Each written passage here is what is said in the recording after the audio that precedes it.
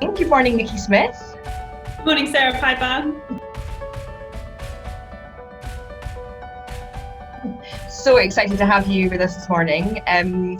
I've been very intentional about the people that I've invited on to my Candid discussion and series, because all of the people in my network that I'm inviting onto this program are business owners and small business owners and doing their own thing in a climate which is very uncertain and quite challenging.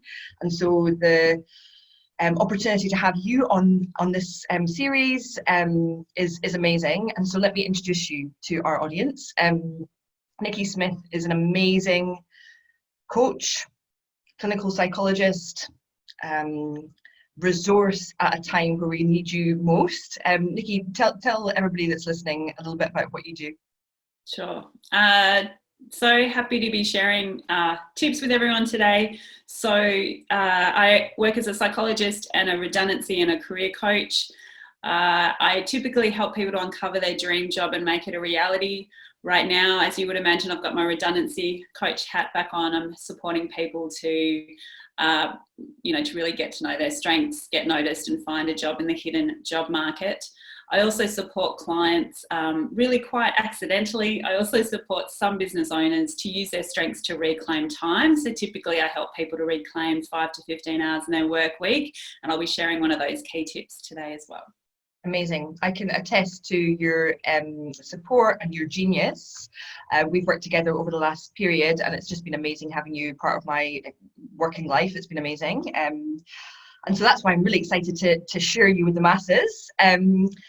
But the climate in which we're currently in is weird as, and I just want to acknowledge how I'm feeling and get your insight on that, because I know, having spoken to so many people, that my feeling of uncertainty and complete volatility around one day happy, the next day feeling completely out of sorts.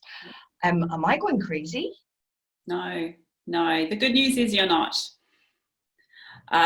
Everyone I've spoken to is feeling exactly the same way. So it's worth exploring what context is this all happening in. So we know that there's uncertainty, but the thing about this uncertainty is there is no clear end date. So usually in uncertain times, there is some kind of end date in sight, but for for 7 or more weeks now, we haven't really had an end date. So that as humans, we crave certainty and uncertainty. We've got a whopping amount of uncertainty. Yep. We're actually, a lot of our rituals and routines and things are out the window. So we don't have that much certainty at the moment. And yes, our brain is still very primitive, unfortunately. I'm really not sure why it hasn't evolved more, but it really, so it's in that fear and flight and fight mode. So that's why our brain is struggling. And that's why we're having good and bad days and good and bad hours. So it's really normal. The other thing to keep in mind is the number of transitions people are going through. So a positive or negative transition are both draining. It doesn't matter if it's positive or negative. So right. For example, a wedding, getting married is a positive transition, but 98% of people can attest that there's some stress and draining elements in transitioning into that. Sure. So not only as business owners are we in a new climate in terms of potentially needing to review what we offer, what our clients need, what our clients are going through, but also we're transitioning to working from home. And it's not just transitioning to working from home, but most people have some, whether it's kids at home or a vulnerable parent to be keeping an eye on, there's a much higher load and there are multiple transitions, because I've been helping clients to adjust to working from home, and I'm like, this isn't just working from home, this is working from home during a pandemic. There's a bigger load. That's right. I saw something around social media yesterday where we're not working from home, we're at home trying to do some work during a crisis, and it's a completely different status, it's a completely different space. And so I think we just need to go easy on ourselves with that context. And so what are some of the things that we should be mindful of to help protect our mental health during this crazy time? So the big realization I want people to have is that the load is so much higher on us. So self-care isn't a nice to have. looking after ourselves or self-care to protect our mental health is really needs to be a non-negotiable. The good news there is I'm not talking about carving out epic amount of time. It's potentially carving out 5 or 10 minutes to do something for yourself. So I do have a top list of 7 hints there. I would love people to get a pen and paper. Can you write them down, and can you give yourself credit? You're probably doing some of these. So let's get them written down, tick off the ones you're already doing, and I would encourage you to choose 1 to 2 more to add in if it feels right, if you can do it. So remember, all of these things can be done in 5 minutes. Before we get to the 5-minute list, the first tip is please reduce your media consumption. If you're feeling anxious, if you're feeling that lost or a bit out of control, my top tip is to reduce the media consumption, ideally to 5 to 10 minutes a day max. I've got a big sample of people I've been speaking to, and if they're doing more than that, it is bringing on anxiety for them. My second tip is to connect with nature. And so whether you're standing in your garden barefoot for 5 minutes, whether you're walking around a block and just witnessing trees around you, please connect with the nature. It's incredibly calming for the mind, body and soul. Tip number 3, which you can combine with tip number 2, is to move your body. And again, remember, even 5 minutes. If you like yoga, do a pose for 5 minutes. If you've got kids, do star jumps for 5 minutes if you can make it. But definitely move your body. Even a 20-minute walk is enough to boost your endorphins and to really calm your whole system down. So I love that tip, and it's interesting as lots of the social media has promoted. Loads of people are taking up all these crazy exercises or crazy initiatives or hobbies, and so of course I've started about 10 things and haven't continued them, including training to run a marathon for about 5 days, and that didn't work very well. And I've transitioned to walking. I've transitioned to taking the expectation and pressure off myself and just moving. And the lack of expectation on myself to just enjoy the activity of walking for no other reason than mental health and enjoyment has been liberating. So I love that tip. Yeah, and you're so clever to discover that. And again, if you want more permission around that, pretty much everyone I'm speaking to, what worked for them before is not necessarily working for them now. And that's a really good example.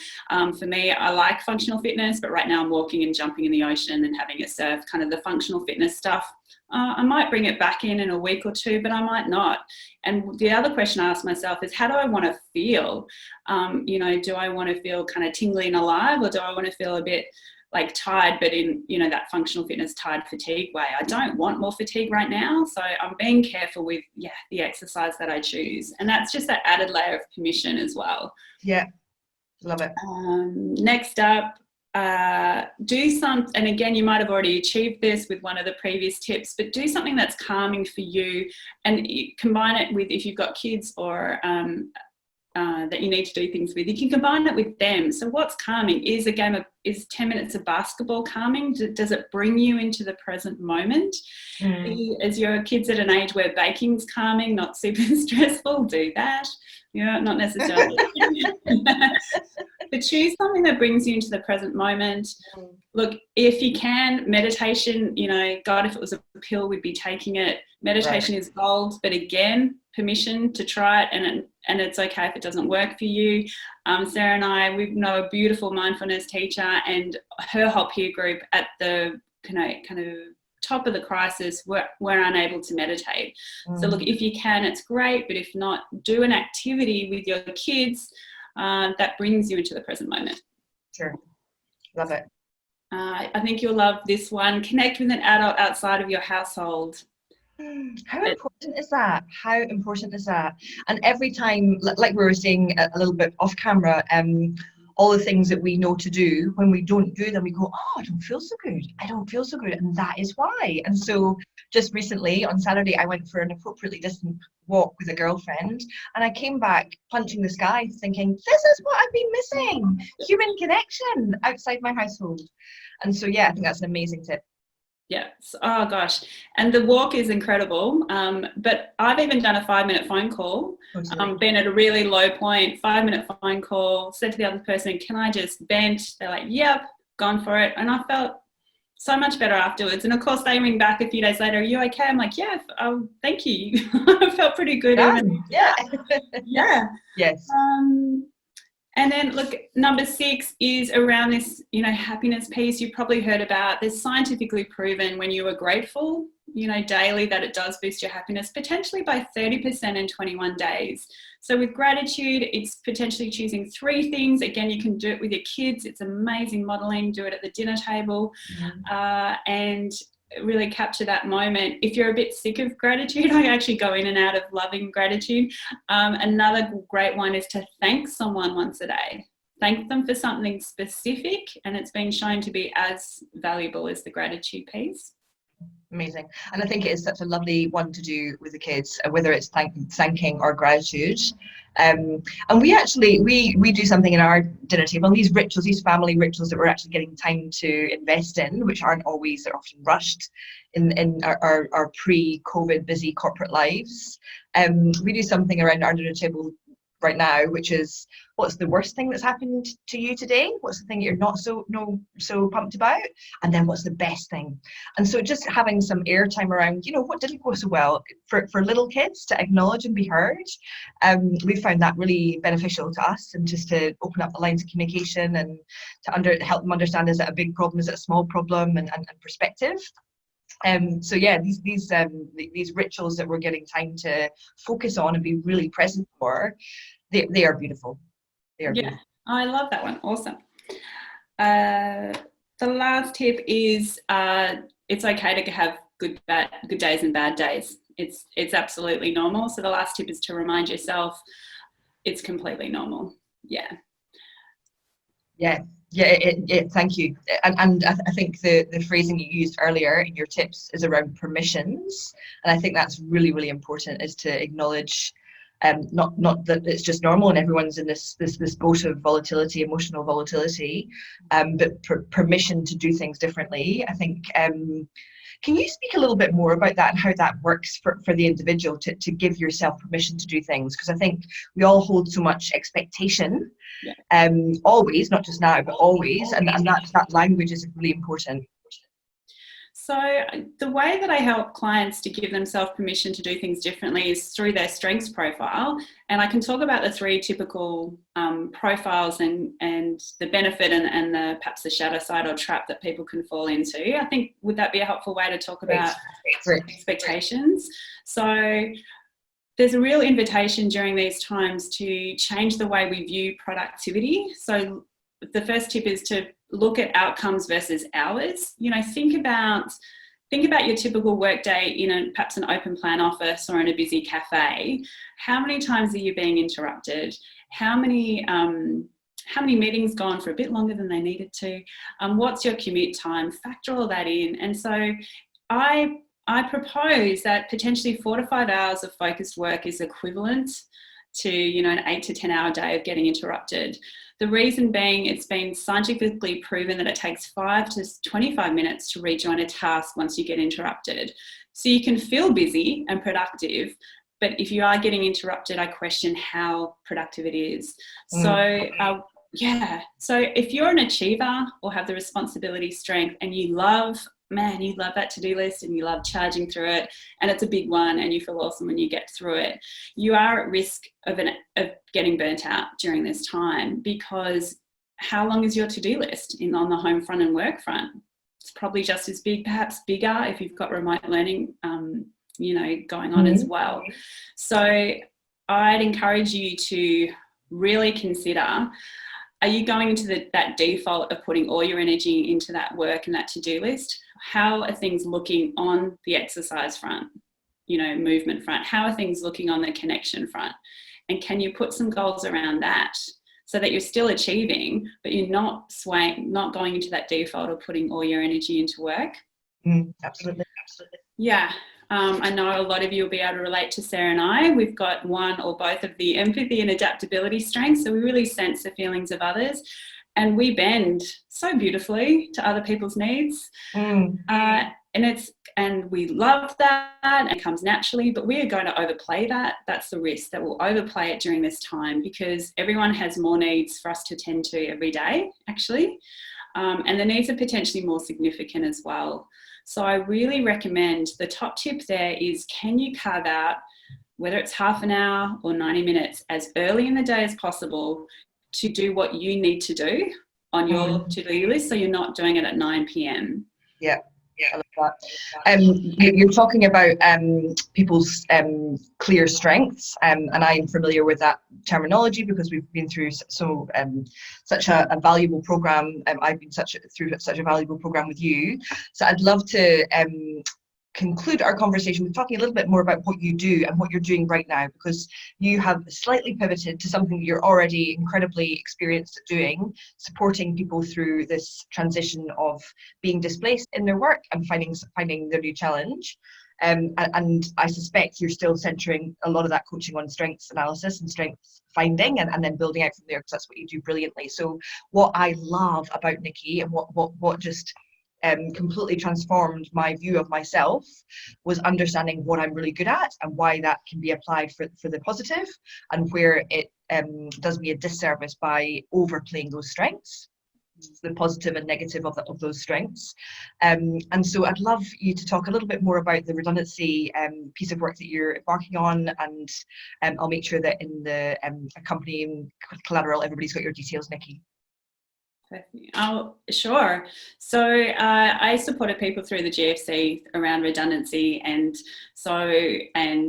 now and again someone would come to me having been made redundant. And so how I support people through that is really identifying what their strengths are, but then also identifying the unique problems that they can solve. That is just a game-changing piece for people. Once they understand that they can solve a problem in such a unique way that only 1 in 33 million people can do, then they know they have value to an organisation. They can speak concisely and with confidence of how they can help. And and it's encouraging people to get noticed, either with a hire a boss strategy, which is really exciting, where they actually think about what they want and start connecting with people and showing the value that they offer, and getting hired that way. Yes, job ads still play a role, and recruiters still play a role, but we know that 50 to 65% jobs are being advertised right now. So it's also teaching them how to tap into that hidden market. And I support even the most introverted and reserved people to actually connect with people with a lot of ease. So it's identifying their strengths, getting noticed amongst the high volume of candidates looking for work, and how to tap into that hidden job market. Hello. Leah's just brought in my coffee. She knows her mummy well. Thank you, sweetheart.